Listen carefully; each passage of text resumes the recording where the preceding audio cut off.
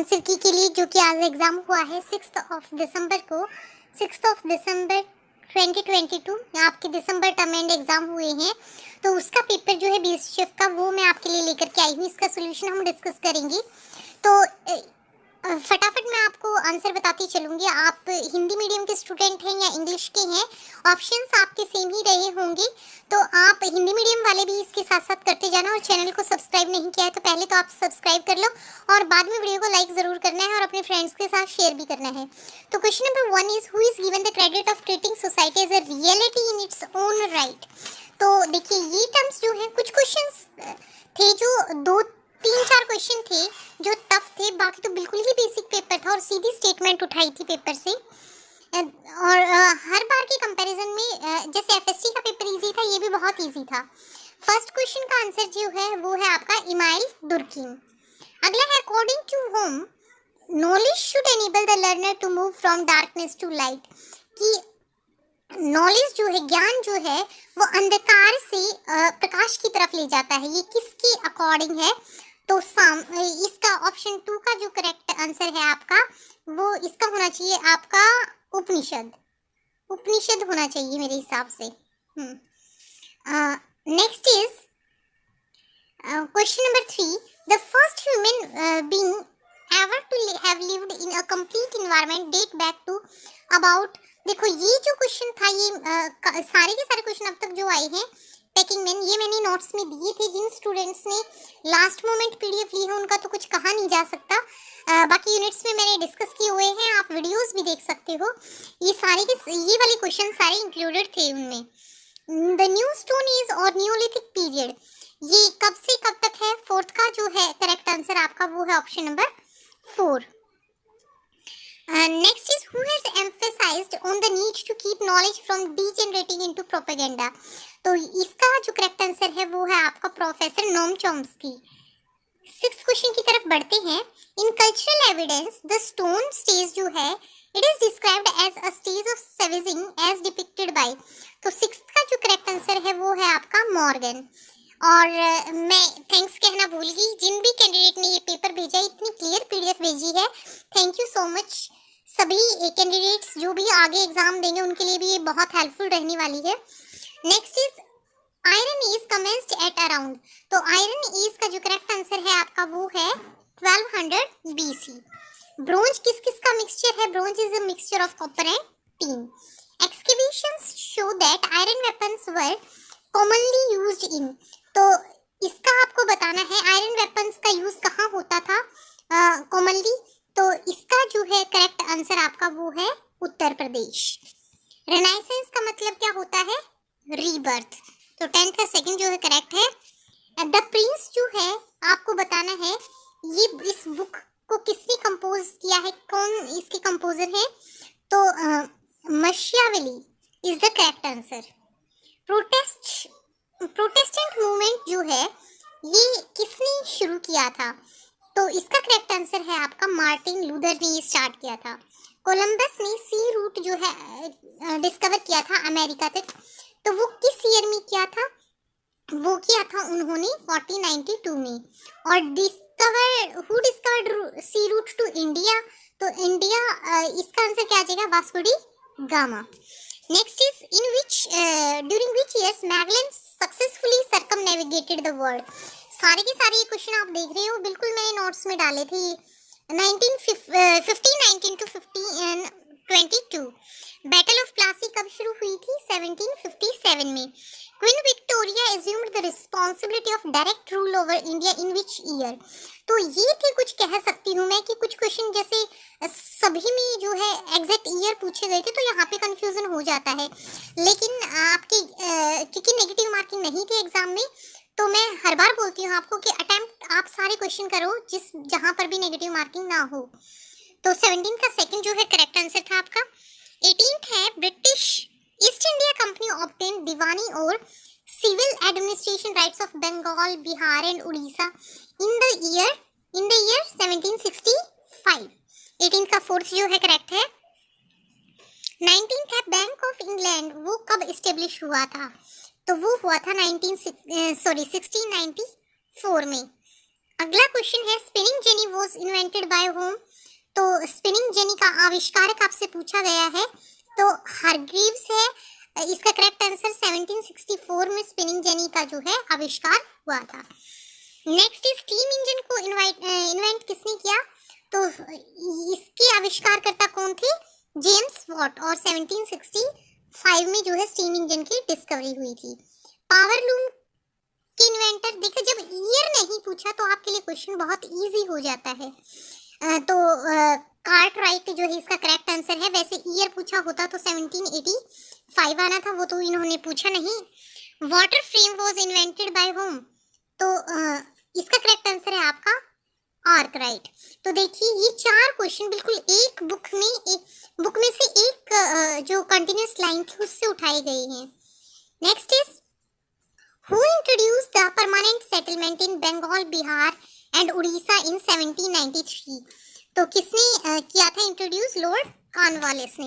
ये तो आपने स्कूल टाइम में भी पढ़ा होगा। Next is Ryotwari system was introduce in Madras presidency by whom. तो ये भी बहुत कॉमन क्वेश्चन था। तो सर थॉमस मुनरो इसका करेक्ट आंसर है। 1829 में जो है रेतवारी सिस्टम आया था, 1820 में, 1820 में। विच प्रोक्लेम्ड द स्टेट दैट, आपको बताना है कि कौन सा प्रोक्लेम है जो ये स्टेट करता है कि जिसने बोला we shall respect the right, dignity and honour of native princes as our own. तो ये कौन सा था आपका 26 का जो है क्वीन विक्टोरिया जो प्रोक्लेमेशन था 1858 का, उसमें ये स्टेटमेंट दी गई है। तो नेक्स्ट क्वेश्चन है modern association in India was formed in. तो मॉडर्न एसोसिएशन जो 1837 में बनी वो कौन सी थी? Land holders society. Next is east India association 1866 में जो बनी लंदन में, उसके फाउंडर कौन थे? तो इसका करेक्ट आंसर है आपका दादा भाई नौरोजी। इन विच ईयर पूना सार्वजनिक सभा जो है वो फॉर्म हुई थी? वो हुई थी आपकी 1870 में। 29 का फोर्थ जो है करेक्ट है। इंडियन एशियन एसोसिएशन की स्थापना कब हुई थी? तो वो हुई थी आपकी 1876 में। देखिए इससे पहले वाले का 1870 जो है करेक्ट आंसर है, और इसका जो आंसर है वो है 1876। नेक्स्ट क्वेश्चन की तरफ चलते हैं। फर्स्ट प्रेसिडेंट पूछा गया है इंडियन नेशनल कांग्रेस के। तो फर्स्ट जो प्रेसिडेंट थे, इसमें बच्चे काफी कंफ्यूज हो जाते हैं, जबकि काफी इजी क्वेश्चन है। इसके फर्स्ट प्रेसिडेंट थे डब्ल्यू.सी. बनर्जी, और इसके जो फाउंडर हैं वो है ए.ओ. ह्यूम। तो इसमें कई बार जो है वाइस वर्सा कर देते हैं आंसर में, तो वो गलत है। फर्स्ट जो प्रेसिडेंट है वो कौन है? वोमेश चंद्र बनर्जी। और फाउंडर कौन थे आईएनसी के? वो थे ए.ओ. ह्यूम। और कांग्रेस की स्थापना कब हुई थी? 1885 में। Next is Swaraj is my birth right and I shall have it. ये स्टेटमेंट किसकी है? ये है बाल गंगाधर तिलक की। होम रूल लीग जो है वो किसने स्टार्ट किया था? Annie Besant. इसका करेक्ट आंसर है। Mahatma Gandhi arrived in India from South Africa. South Africa से भारत में जो है जब गांधी जी लौटे थे, तो वो कब लौटे थे? 9 जनवरी 1915 को। रॉलेट एक्ट जो है वो मार्च 1919 में पास हुआ था। Which session of INC passed a resolution declaring पूर्ण स्वराज कंप्लीट इंडिपेंडेंस जो है वो कौन सी सेशन में किया था कांग्रेस ने डिक्लेयर? तो ये किया था 1929 के लाहौर सेशन में। क्विट इंडिया मूवमेंट जो है इंडियन नेशनल कांग्रेस ने कब अनाउंस की थी? 1942 में, भारत छोड़ो आंदोलन जो था। AITUC all India trade union Congress, all India trade union Congress जो है इसके पहले प्रेसिडेंट पूछा गया है आपसे। तो देखिए अगर पूछा होता ये कब स्थापित हुई थी, तो ये अक्टूबर 1920 में स्थापित हुई थी, और इसके जो फर्स्ट प्रेसिडेंट थे वो कौन थे? Lala Lajpat Rai. Who has identified the process and formulated the concept of Sanskritisation. तो इसके कौन संस्कृताइजेशन का कंसेप्ट इंट्रोड्यूस करने वाले कौन थे? MN Srinivas. Who opined that human societies move through a series of social evolutionary stages। तो ये कौन थे? देखिए ये थे हर्बर्ट स्पेंसर।